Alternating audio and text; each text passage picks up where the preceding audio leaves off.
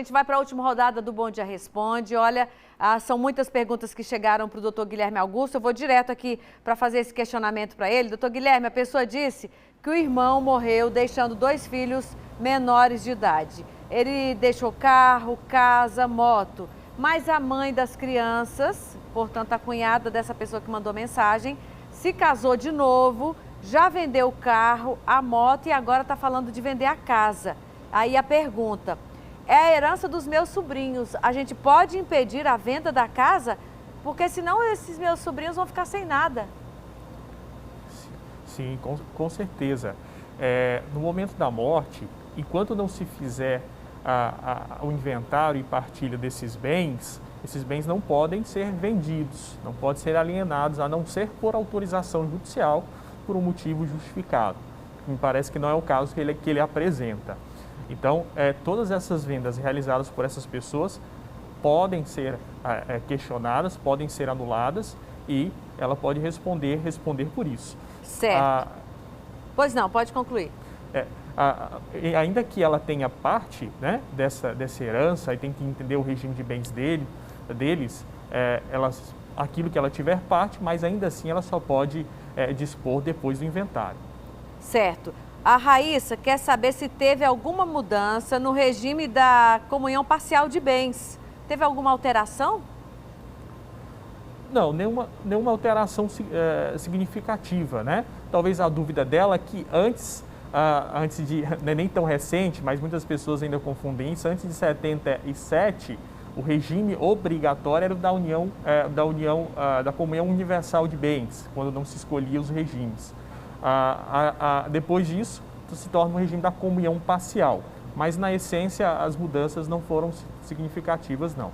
A telespectadora diz que se divorciou do marido, mas voltou a conviver com ele e já está junto com ele há 10 anos, numa relação estável.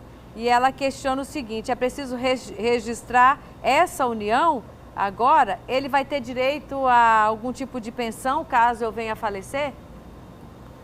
Na verdade, eles já estão numa união estável, aquilo que a gente conversava mais cedo. Recomenda-se que eles possam declarar, formalizar essa união estável para que eles tenham ali estejam resguardados no futuro, né? Então ela pode e deve fazer sim essa união estável, mas os direitos deles já existem. Mesmo se um deles viesse a faltar hoje, esse cônjuge poderia, se tiver requisitos para isso, né, se era dependente financeiro ou tem ali algum vínculo previdenciário, ele poderia requerer esta pensão, independentemente de ter sido formalizado ainda ou não. Aquela história da autorização do companheiro ou da companheira na negociação de imóveis volta a aparecer aqui. O questionamento é o seguinte: na união estável, o companheiro pode recorrer quando o outro vende ou troca imóveis sem a sua autorização, sem a sua assinatura? Pode sim, só que antes ele primeiro tem que dizer que essa união estável existe, né? Então teria que entrar com uma ação declaratória de união estável, se não existe uma escritura pública, outro documento capaz de demonstrar essa existência dessa união estável, para só depois ela questionar, né? Ela questionar, dizer que no período daquela venda ela já estava na união estável, ou ele já estava na união estável, e que, portanto, ela tinha que ser ouvida nessa negociação, manifestada nessa negociação para que se validasse. O divórcio de um casal que não tem patrimônio, não tem filhos, e aí é consensual, é de comum acordo, é rápido, precisa de advogado para fazer o encerramento desse casamento? Sim, eles podem fazer em cartório, que é a via mais rápida que hoje nós teríamos, né? Mas ainda assim depende do advogado. A gente tem que entender que quando a legislação estabelece a participação do advogado é para dar segurança para as partes. Porque é muito comum as partes muitas vezes entender, é muito simples, é muito fácil, né? Mas sempre tem as particularidades que eles precisam ter clareza antes de fazer qualquer escritura de encerramento dessa união estável. A mulher diz o seguinte: se o meu marido é assalariado, a gente constrói um patrimônio mesmo que eu não trabalhe fora.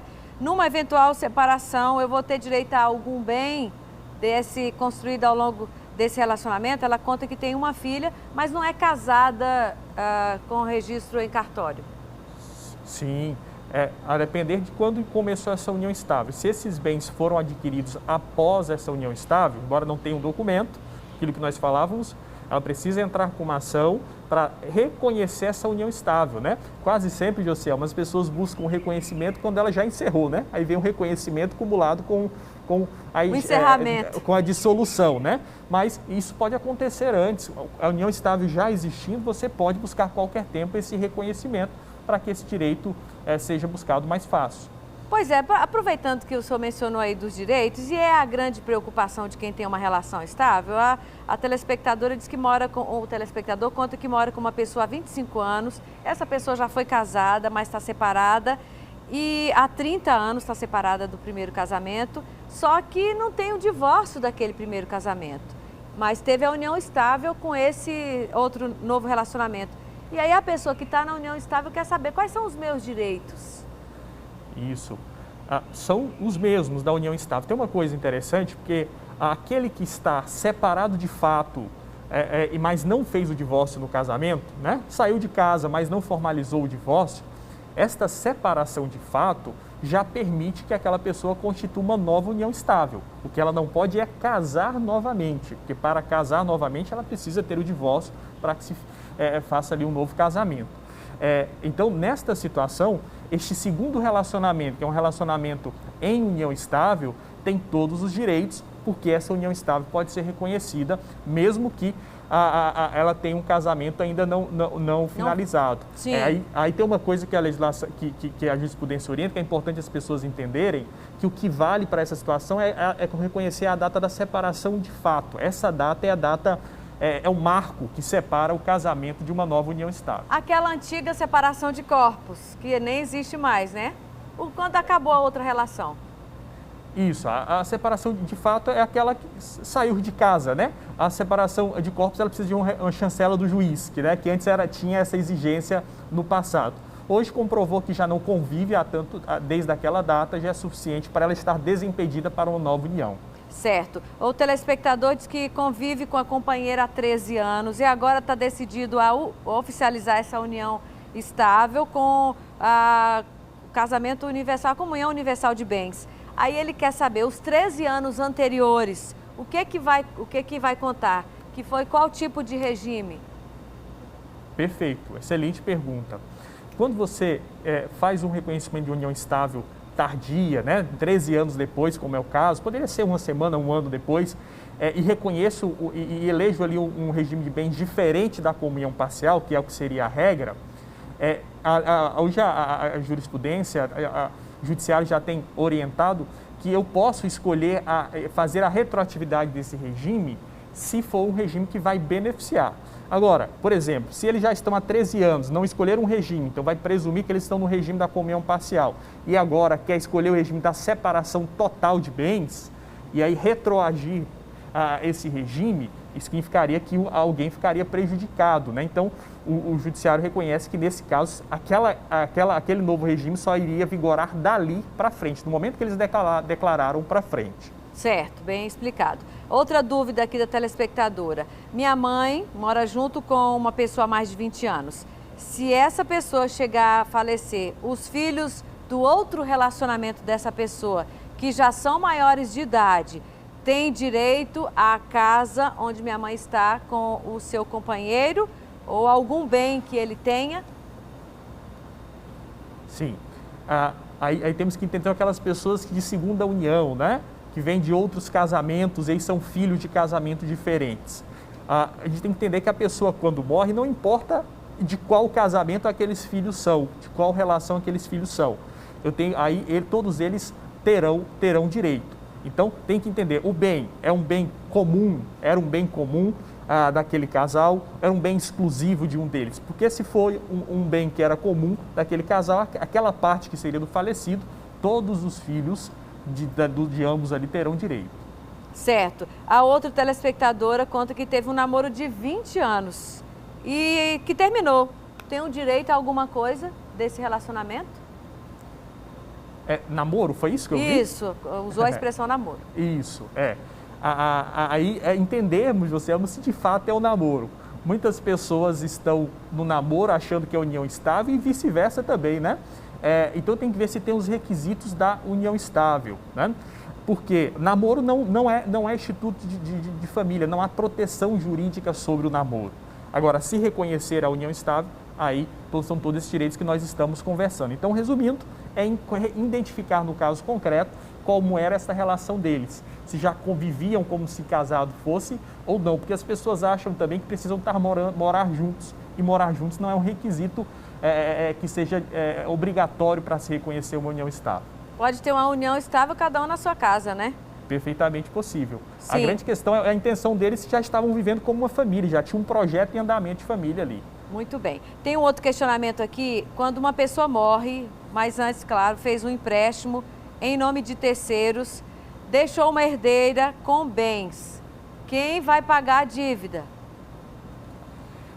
Todos os bens deixados por aquela pessoa falecida, primeiro eles deverão satisfazer as dívidas, ou seja, tem que se apurar as dívidas que tem e reservar parte desse patrimônio para pagar as dívidas. A gente só fala em partilha daquilo que sobrou, né? Daquilo que sobrou. Então, o inventário serve justamente para fazer esta contabilidade também, para que a gente entenda de forma mais clara.